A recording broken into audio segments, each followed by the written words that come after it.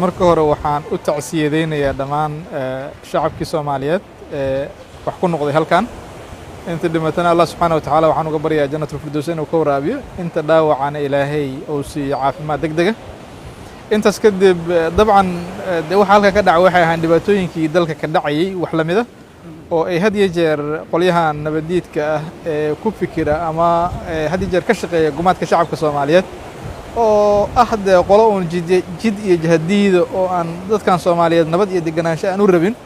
oo asalkooduba ah dad noloshoodu ku xidhan tahay inay ku noolaadaan meel mugdiya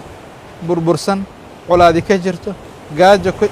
ka jirto ahdaaftoda iyo aragtiyahooduba waxaasay ku beesgaraysan tahay inay ku noolaadaan marka waxay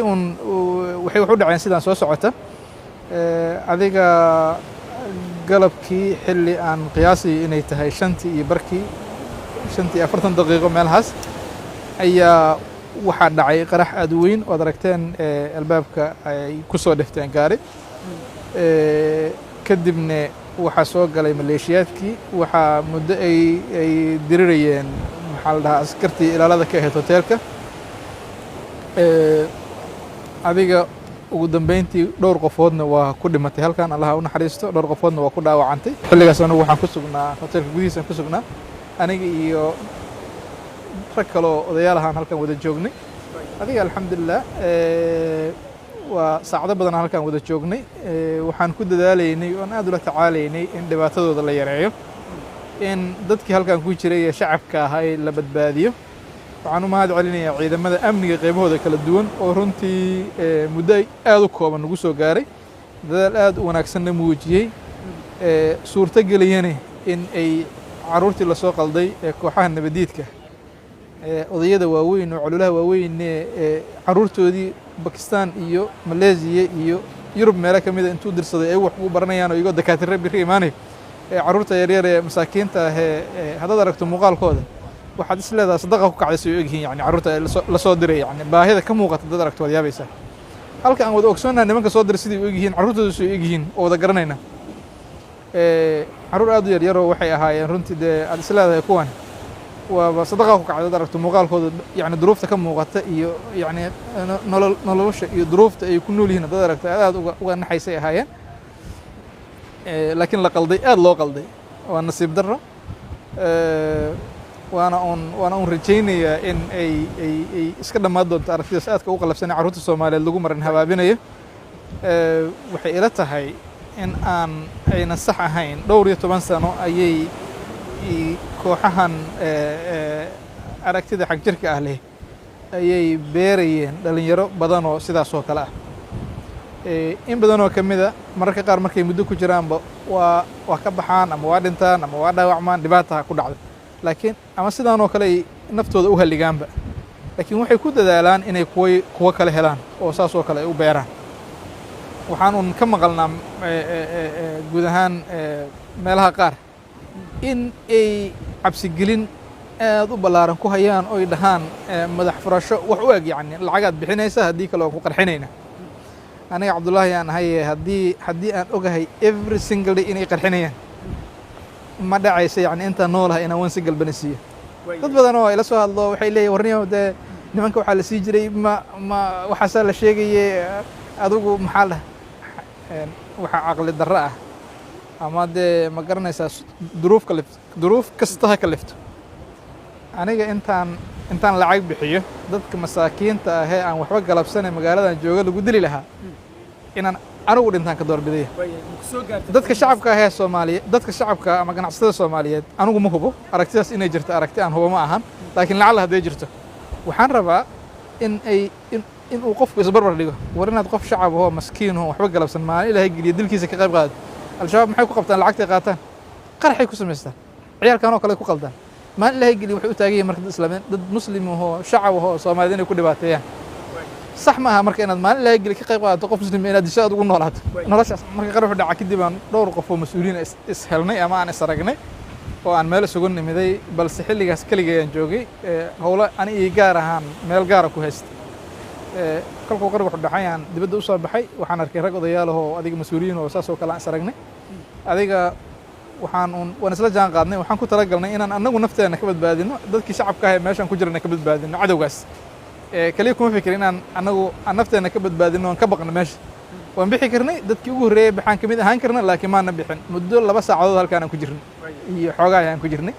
waa dareemayna runtii riskiga iyo waxa ay lahayd laakiin haddana waxaan dareemaynay in mas-uuliyad naga saaranto dad fara badan oo shacabaa ku jiray ilaa markay ciidamadii noo yimaadeen ay dhaheen operationkan ma sii wadayno haddaadan bixin adu way nagu qasbaan inaan meesha ka baxno mooye markay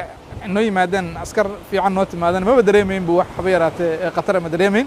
laakiin waxaa insistigareeyey oo ku adkaystay sargaalkii watay ciidankiina soo gaaray xilligaas inaan baxno wuxuu dhahay intaan ka badan operationka wadi maayo haddaada bixina wuxuu naga codsaday oo nagu adkeeyey inaan baxno saas darteed aan u baxno waxaa jiray albaab oo markii hore loogu talagalo albaabadan la yidhahdo security doorskaa jiray albaabkii aan xiranay albaabka iskamaanan xiran laakiin waa la soconnay ayaga dhaqdhaqaaqooda iyo dad hoteelka ka tirsan ama customer hadday yimaadaan intaba waa ka furayn dhowr qofooda soo istaagto waa ka furnay markii ugu dambeysay ayagaa yimaada marka albaabka waxay isku dayay inay soo galaan soo jebiyaan umayan suurtagelin waana ogeyn inayan kari karayn oo meel lagu sii talagalay ahayd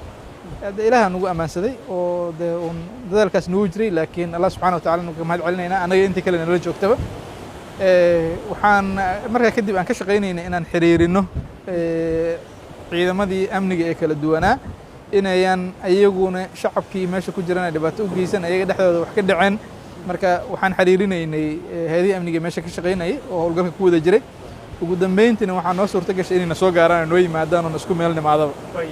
waxay ahaayeen ciidamada na soo gaaray ciidamo u tababaran howlahaas oo runtii dee ka mida heedaha amniga dowladda waa u tababarnaayeen waxaad dareemi kartaa dabaqa shanaaday noogu yimaadeen ayagoo aan jaranjartii soo marin oo jaranjarta iyo cadowga ku jiraan ayay dabaqa shanaad noogu yimaadeen si nabadgelyahay noogu yimaadeen markii horeba annagoo aan hadda waa dabcan haddii cadow meesha kugula jiro oo isqarxinayo oo qori wata waa dareemaysaayo dee hadda cabsi la-aani ma jirto qof yani doonaya naftii halliga ah inuu building kugula jiro waa dareemi kartaa laakiin haddana kama cararin ama gidaarada kama boodino derbiga iskama tuurin waxaan ku fikirnay inay jiri karto qaab kale oo aan ciidamadina ku xiriiri karno nafteenna aan ku dadaali karno inaan ku badbaadino dadka shacabka ayna la joogana aan isku dayi karno inaan badbaadino ciidamada u tababaranaa noo yimaaday oo runtii nin sargaal ahoo oo xiriir ila soo sameeyey oo aan inta waddada kusoo jiraba aan soo xiriirayno oo watay si nabadgelyahay noogu yimaadeen waana uun hawshii ayagaa la wareegay iyadoo saacado badanna ma qaadan kolkii aan baxnay oo aan meesha ka baxnay halkaan aan ka baxay gaari aan raacay gaarigii aan markii meeshaan ka raaco anoo weli saaranay isoo wargeleen hawshii inay dhammaatay marka waanu mahad celinaa runtii ciidamo geesiyaal ay ahaayeen ay ka muuqatay dhiiranaan iyo xirfad iyo marka ilaahay xafidaan leh wallaahi dee horta dhowr qofoodaa igala dooday raggan saaxiibanaa waxay dhihi jireen niyo maad waalan tahay waddamadan ammaanka ah ee dariska ah ee maad ku samaysatay investmentigan riskiyaad gelaysaa naftaada riski gelinaysaa hantidaad riski gelinaysaa laakiin waddan aan waddanka soomaaliya ahayn hal abaartimenti kuma lihi horta haddana iima qorshaysna inaan ku yeesho lacag fara badan aan ku maalgeliyey soomaaliya gaar ahaan 2018 19 iyo 20ba investment ballaaran aan ka sameeyey mana inay isii dhiiri geliso mooye wax haba yaraatee niyadjab ii keenaysa lama arka sababtu waxay tahay haddii aan maanta anugu ka taxaafudo ama aan ka cabsado dalkayga inaan maalgeliyo ee aan meelo kale u cararo at the end of the day horta dalaan dalkaan ahayn malihi dhalinyaradii halkan joogtee shaqo abuurka loo samayn lahaa haddaanan annagu shaqo u abuurin oo aynan helin fursad ay ku shaqaystaan markay helaan fursad ay ku shaqaystaan waxay helayaan fursad ay wax ku bartaan hadday intaa waayaan fursadda ay haystaan waxa waaye ayagaa un wixii waxaan imaanaynaa marka wada maxaa la dhahaa noocaas oo kala noqday oo dhibaatada dadkan dalkan uu ka shaqaynaya sideedana nimankan dadka qaldaya marka ay qaldayaan waxay kaga faa'iidaysanayaan duruufaha yaryar ee haysta dhalinyarada tusaale ahaan qofkii waxaa laga yaabaa inuu reer leeyahay carruur leeyahay guri kira ku jiro kan ku jiro waxna aan soo gelin marka hore waxaa leeyahay kaa lacag yaraa lagu siinaa lacagtaas yaraa la soo gelina xaradeeda la geynaa kadib maskaxda laga dhaqa qofkii waxaa ku imaanaya marka indhaha un kaa fiirinayo sida noocaas oo kale ahoo ishalligii walaal lacag dhowr milyan oo dollar aan ku qarash gareeyey haddana waxaan diyaar u ahay inaan haddii allah wadali ka raali noqdo wixii yar yaraa ay ka halleeyeen maalmo gudahood ku hagaajiyo 2-3 cisho kadibna wuu furnaanaya haddana waa kaasoo korontadiisi waa shidan yihiin biyihiisi waa shidan yihiin bisun waxaan ku talagalnay inta waxyaabihii yaryar ah oo garaafooyinkii gaaray laga yara hagaajinayo 2-3 cishayna noqonayaan kadibna sidiisu u shaqeyn dhallinyaradii ka shaqeynaysa oo soo shaqa tagayaan wax dhibaato oo jira ma jiraan wuu jiraa laakiin waxaa iiga muhiimsan khasaaraha nafeed iyo midka kale soo gaaray ama dadkii ka shaqeynaya halkan ama dadkii kastamarka u ahaa oo isugu jiray dhimasho iyo dhaawac marka taa hadda khasaaro maaliyadeed wax weyn oo hadda muhiimad saas iima lahan waxaa muhiim ii ah dad runtii aan aad u jecelahay oo ama ka mid ahaa dadkii ka shaqeynayay hoteelka ama dadkii macaamilka ahaa ayaa wax ku gaareen intaas unbaa xanuun fara badan nagu haysa laakiin haddana dhihi mayno leyrkaan daminayna hoteelkaan xidhaynaa hoteelo badan oo kalena sanada soo socda waa ka dhisaa muqdisho insha allah haddii alla idin walaal horta dee un warbixintaasoo saxa waxaa haya hay-adaha amniga oo ku shaqada lahaa waxaa dhici karta intaan hoteelka gudihiisa ku aragna inaan hayno ama laamiga ku dhimatay ama xabada meelo kale isaga dhaceen marka warbixintaasoo saxa xoogaa ma rabo inaan u yara gacan dhaafo hay-adaha amniga marka hay-adaha amniga laga heli doona ayaga shacabka la wadaagi doona haddii alla wadali karaa de horta dhacdo kaste ee nagu dhacda natiijada ka dhalatana aynan ahaan inaan nolosheena ku weyno adeegun baan ka sii qaadaynaa marna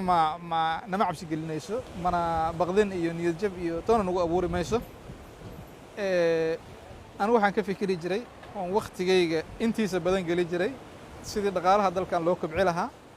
sidii dhallinyarada dalkan joogta shaqo abuur loogu samayn lahaa sidii fursadaha ama fursadaha ganacsiga aadka u ballaaran ee ka jira looga faa'iidaysan lahaa laakiin wixii shala dhacay waxay igu dhalisay inaanan daraasad ku samayn keliya sidii dhaqaalaha dalkan lagu kobci lahaa sidii fursado shaqa lagu abuuri lahaa laakiin waxaan ku dari doonaa aragtiyahayga ama daraasaadkii aan samey jiray aan ku soo kordhi doonaa carruurtan qolada qaldaysa sida looga qaban lahaa carruurtan cagacaddaha ee qoriga ah ka hawadata ee dhowr iyo 10 sano ummaddan dadkan u afduubnaayeen sidii xal loogu heli lahaa waa dhici kartaa inaan xalka ugu habboon ounan ahayn in uun xabad kaliya lagu xaliyo oo carruurtan ma garanaysaa naftooda la dhaafiyey yani xuluul kale inay jiri kartaa laga yaaba si kasta ha ahaatee konsaynkaas amni darrada dalka waa dareemi jiray waana qabi jiray laakiin mar walba wuu jiray layskama xaqiri yani ma dafari kartid yani waaqacaad ku nooshahay waa ku qasban tahay inaad recognize garaysood aqbasho waaqacaad ku nooshahay laakiin wax badan daraasad hore uguma samayn sidii duruufaha amniga dalkan ka jira xal loogu heli lahaa laakiin waxaan geli doonaa waktiga aan geliyey horumarinta dhaqaalaha iyo ganacsiga iyo shaqo abuurka waktiga aan geliyey wakti lamid ahaan geli doonaa haddii allah awoodalay ka raali noqdo daraasaadna waan ka samayn doonaa sidii arrintaas xal waara loogu heli lahaa haddii allah awoodalay ka raali noqdo